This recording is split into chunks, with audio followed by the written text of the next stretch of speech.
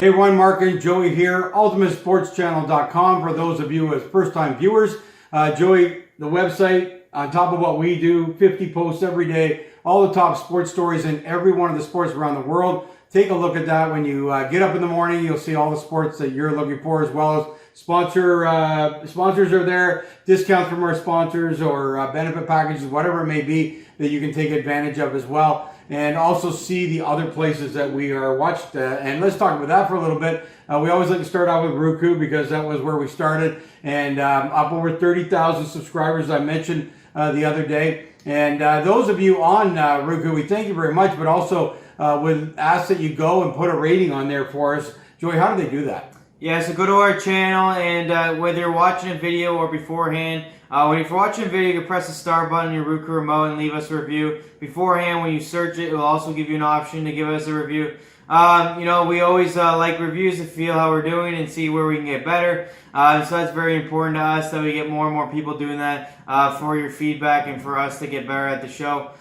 So yeah, we're really hoping that the Roku people out there are able to get that done. And we get more fans coming on board the higher our ratings are as well. So if you can do that for us, really appreciate that. Joey, Vimeo, as I mentioned, we're over 1 million views now since April when we started doing this thing. So we're really excited about that. And that's growing and growing all the time as well. Out of Vimeo, that was number 2 where we started there. We are starting as well to see more views out of Patreon, which was another viewing that we went to that allows for subscription.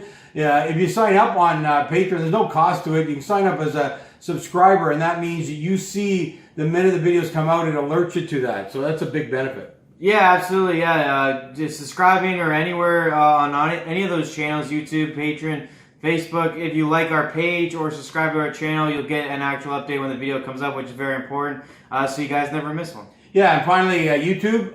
The channel was last and it's kind of slower in growing because people are used to watching us elsewhere. But if YouTube is convenient for you, please like us on there, subscribe on there, because again, when people see subscribers and that, more people come to the show. So there you go. Lots of places to see us doing the video, and we hope that you'll help out with some ratings and some likes and follows and whatever else. We're also on LinkedIn, Facebook, although it's not where we focus, but the videos do play there, and we appreciate that. Joey, we want to talk about the NBA. It was kind of the biggest thing, I would say, on the weekend, even though PGA Golf is one of the things that we report on as well. And the All-Star Game was the reason for that. And I guess we got to start off with Kobe Bryant. They renamed the MVP of the All-Star Game in his honor. Yeah, this isn't really surprising. It was probably only a matter of time before they did something along these lines for Kobe Bryant. So I think it was a good idea to make this it. You know, everyone loved it, and the tributes were great all weekend long out in Chicago. A lot of great artists performed, and they all gave tributes to Kobe Bryant. So, you know, the one thing I love about this is it was done well. They handled it right. They make a trophy after him, which they like to do after all their stars in every sport, and this was a good one to pick for him as well. And I think on another note, it does kind of wrap it up, which for now, I mean, I don't think we'll ever forget Kobe Bryant, and neither will the players. And he'll forever live on, and if LeBron wins the title with LA, he'll talk about it again, which is great. But I think it is also good at the same time. We're going to go back to some basketball now. It's the back half of the year. The top teams have identified themselves. Some teams are fighting for playoff spots. It's going to be lots of fun, lots of basketball to finish off the year before playoff time. And this was a perfect kind of first half to the season. Perfect way to honor Kobe. And then, you know, to really get you now looking towards the playoffs and the playoffs only. Trade deadline's gone. All-Star break is gone. You know, it's kind of like, here we go now, sprint to the finish. Yeah, and it's a thing with basketball. There's a few teams fighting for playoffs. Unfortunately, we already know the top half, which is likely going to happen. But I don't want to go past the MVP award at the All-Star Game. We're used to this because he did it for us as the Raptors last year. Kawhi Leonard, again, picking up an MVP trophy. The guy is a machine. It looks like this year Clippers are going to be a tough chore for the Lakers when they meet in the finals. Yeah, I mean, they don't have as high a record right now as even the Raptors. They have the 5th best record in the NBA, so we'll see. It's all about the playoffs with Kawhi. Yeah, we'll see. Care. I mean, I don't like. I do believe, obviously, they're probably second or third best team in the West, and I think, you know, it'll be interesting. The second round matchup is going to be the only difficult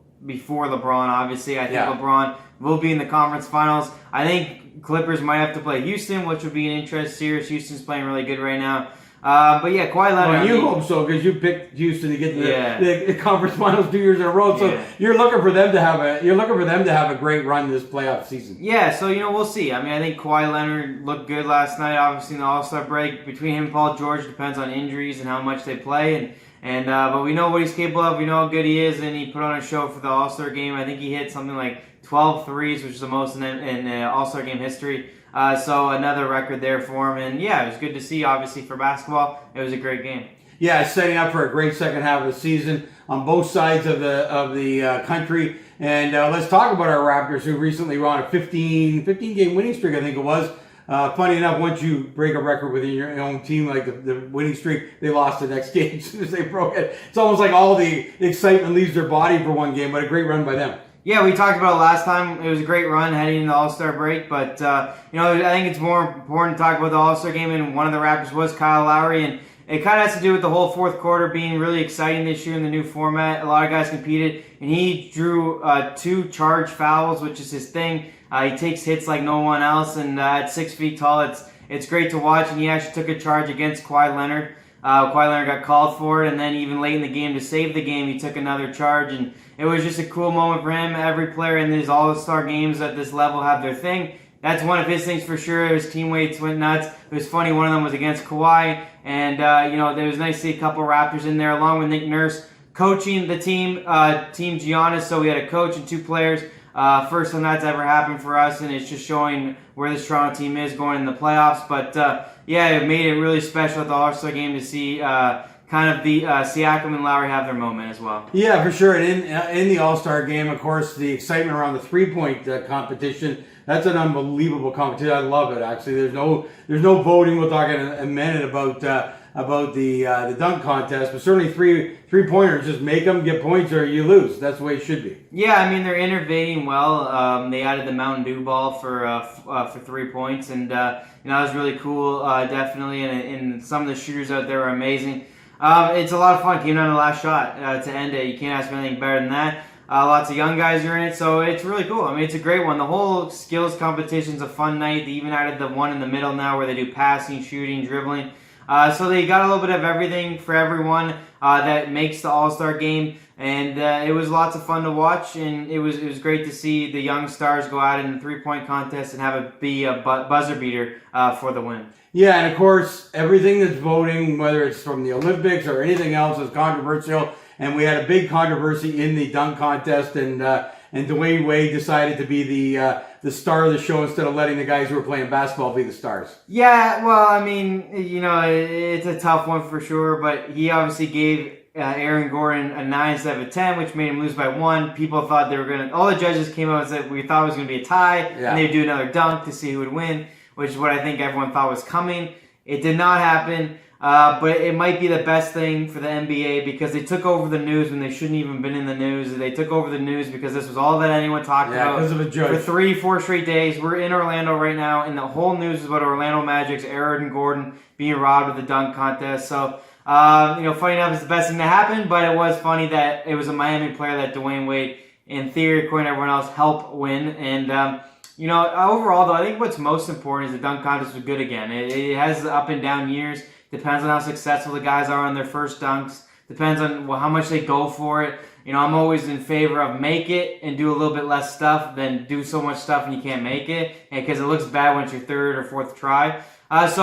This year was good again. It had probably 2 of the last 4 have been really, really good, and it made up for it. You need the dunk contest to be fun because it's the one that everyone waits for. So. Yeah, there's no doubt about that, and it certainly was. It's unfortunate again that Dwayne Wade had to step up and try and be the star instead of letting the stars be the stars of today. But anyway, it was a good game. It went well for the NBA. Certainly, lots of stuff coming out of it, talking about the game itself and a lot of the great plays that were made. Certainly, it's amazing to see these guys make baskets when there's no defense. And that's actually, it actually makes the game, I guess, exciting. The story was the crazy defense that was played in the fourth quarter. I mean, you had 26 free throws, you had all these steals, all these blocks. They were playing some intense basketball. There was no alley-oops in the fourth quarter. There was no easy shots. They played some intense basketball. There was even scuffles with the refs and yelling at each other. And they really brought up the competition in the fourth quarter with the new format. of, just getting to a certain number first.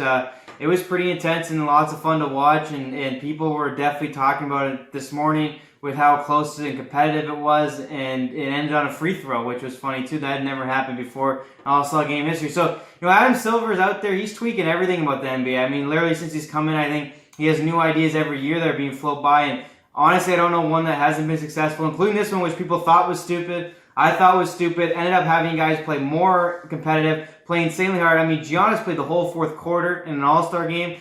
So he played the most minutes in the All-Star game than he had all year long. And so did Kawhi Leonard, and so did Lowry. So, it's interesting. Adam Silver's hit on the button here with everything in basketball. And I heard there's more innovation stuff he wants to bring out in the coming years.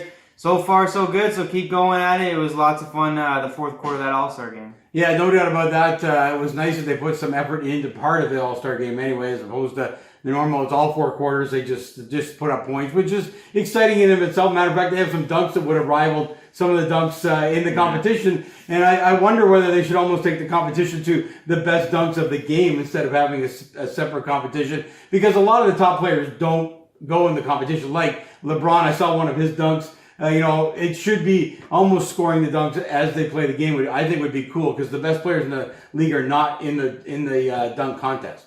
Yeah, although they're normally not the best dunkers either. I mean, LeBron's kind of special in that format that he could be the best dunker, he could be the best free throw shooter. If you put any time into one specific for an All-Star game, he could easily do it. But it's meant to get the real dunkers, the guys that want to commit the time to coming up with cool dunks, jumping over bodies, which potentially could end in injury, which people don't think of all the time. And really gives other guys a chance to shine at the All-Star game. When if you just have LeBron, be the dunk contest, and then he's the three-point contest, and then that's kind of boring. People want these other guys to get opportunities. Dunk guys has been around forever for a reason.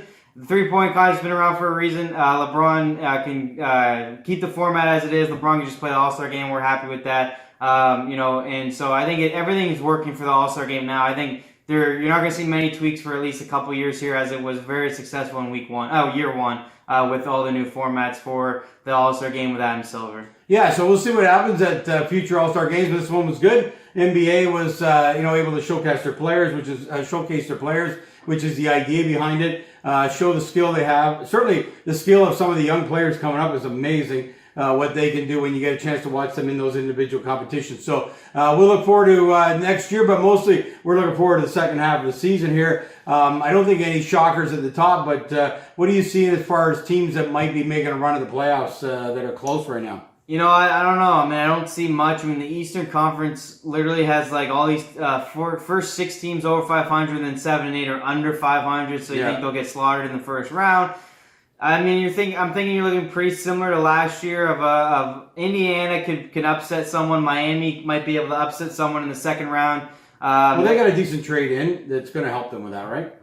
Who did? Miami? Yeah, we talked about it with Andre Iguodala. So, look at Miami, look at Indiana competing with Boston and Milwaukee and Toronto. Then you throw Philly in there. So I'd say there's 6 teams in the East that are pretty good. At the end of the day, you'd have to roll with Milwaukee and Toronto, who have looked dominant, and the Toronto Raptors have been able to do it with so many injuries. So you still look at them the best, Milwaukee and Toronto, but definitely I could see Boston losing in the second round. You could see Philly out in the second round. I think Miami and Indiana I'd go with more often than those two. Definitely Miami, I think, is making the second round, is going to give whoever they play, which right now would be Toronto. That could be a 7-game series. Miami's been very difficult. In fact, Toronto's never really beat Miami. They don't have a great record against Miami over all the years that the Raptors have been around. So, you look at something like that. The Eastern Conference could provide a shocker, maybe in the second round there with an upset for sure. But Milwaukee, I think, is getting to the conference finals, and some teams going to face Milwaukee in the conference finals, have to go through the Greek Freak. I think Toronto has the best chance to do it, but we'll see there on the Eastern Conference side. But I think there's only one given, and that'll be the Milwaukee Bucks. Going to the conference finals in the first and second rounds, you might be see something there. And on the Western Conference, it's just so simple. It's the 2 LA teams, it's Houston, and really everyone else. And I don't really think anyone's going to upset either one of those teams. And in the second round, 2 of them are going to have to face each other. That's the only dilemma they're going to have. You're going to have Houston probably against the Clippers. Denver's up there right now, and Denver can they'll win the first round, but the second round, I just don't think they're better than the star power of Houston, LA, or LA. So you look at that, you look at probably LA versus LA in the West. LA Lakers versus Houston. I think the Lakers, again, are more easier to predict being in the finals along with Milwaukee, just because they are the number 1 seeds. They do have the 2 best players in the league individually, and probably the healthiest 2 best players in the league. Yeah. If people are going to argue against me about Kawhi, but you put health in that conversation, LeBron and Giannis are always there. They're always healthy. Right. They're playing lots of games. So those are the only teams you can really go pretty simple. The West has 3 teams that are pretty simple, and the East is the only thing in the second round. You might see something fun there. Well, we head into the second half here. What are your thoughts as far as the championship is concerned? You mentioned LA, which I agree with. Milwaukee, Toronto. Are you in a position right now of choosing who's going to go on to the finals? I don't know if I'd choose exactly who's going to be in the finals. I think, obviously, like anyone in the West, I can decide. I think the biggest thing will be, I think it'll be a shocker at the East, potentially. I think, you look at the Eastern Conference, and I really look at Miami now with Andre Iguodala being picked up. Jimmy Butler, who has been known to maybe stir up some locker rooms, has been great in Miami because it's his team. He's the star, and he is well-deserved of it because he's been very, very good. Yeah. And, I think Miami's the shocking team out of that conference, honestly. I think Philly's gone. I think they're not as good as last year. I think other teams got better. They kept this virtually the same team. If anything, lost a few players, and they didn't change the coach either. And they're looking a little disjointed right now. They're definitely not better than Toronto, Miami, or Milwaukee, and that's tough come playoff time. Yeah. So you can throw them out of it, where last year they were more into it. You look at Indiana and Boston, that'll be interesting there. But I think Miami's your shocker. I think they're the ones that will confuse everybody come playoff time with the veteran experience they got over there now, and the confidence I think that Jimmy Butler's brought to the whole organization, and the fact that, at the end of the day, you need a guy like him who's gritty, who's angry, he wants to win more than anything else, and then they bring in Iguodala, who's won 3 championships.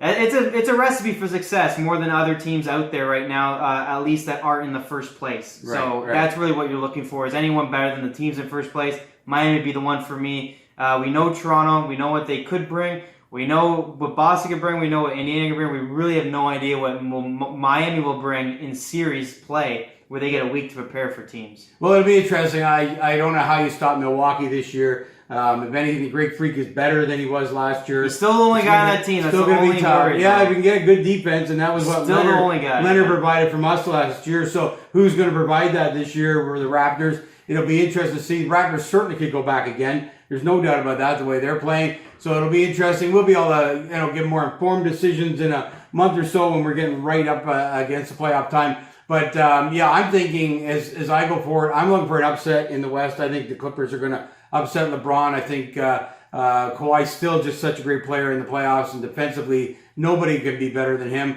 And I look for Milwaukee to get past Toronto this year and get into that final. And I look for Kawhi to win his third finals. I think this is if he's healthy. I think this is good. And it's a lot of load management going on right now. I think playoffs he'll be the guy. But seeding is going to be everything for both sides. Funny enough, you don't normally think about it as much as you do now, because in the past you always thought, well, LeBron in the East, didn't matter what seed he was, he'd go on to win, which was true. Yeah. But now seeding's so important on the West and on the East. Right now, like I said, you got 1-2, which is Miami, Milwaukee, and Toronto. Well, now you're facing Miami and Boston. But more importantly, on the West side, right now you'd actually face the Clippers in the second round if you're the Lakers, because Denver has snuck up there and been the number 2 seed. So the Lakers want to fall back and not play them and all these things, So we'll see what seeding does at the end of the year, and that's really helps you make your picks, obviously, because if you believe in the 2 LA teams, it won't matter if they play each other in the second round because of the way the load management has gone with the Clippers. Yeah. They might be third, fourth, second. You just don't know with them. So yeah, and I think actually from a Clippers perspective, you'd rather meet the Lakers as late as possible. If you're the Lakers, you want to meet them early before LeBron's put in too much playoff time. And he's obviously at his age going to tire out possibly near the end. So more importantly, the team that doesn't have to play them potentially until the conference finals would have an advantage. If Houston got to squeak by, they'll play neither one of them. Yeah. That's why this seeding, I think, you might see some strategy near the end, even in the Toronto side, in the Milwaukee side. Who do they want to play? Yeah. Milwaukee's definitely number 1. They can't lose enough games. But you look at Toronto, Miami, all close together. Who do you want to play? I mean, it's going to be quite the question mark. And like I said, Houston's best thing right now is try to find a way to not face an LA team until the conference finals. They'll beat up each other if they have to play one another. You might get lucky. You never know. It's going to be the first time in LeBron's career, I think, that he's thinking about it. Well, I think so for sure, because with Cleveland, like you say, it didn't matter where, he'd always come out of the East. So it was all didn't matter to him because I'm going to play whoever comes out of the West. Now there's actually some jockeying that could happen around that. There you go. Anyway, exciting All-Star game, exciting playoffs coming up here. We're going to follow it all the way along, and we'll get more conclusive thoughts on our finals and the playoff structure and the teams that will be winning as we get closer. So that's the NBA for another week. We'll talk to you next Monday.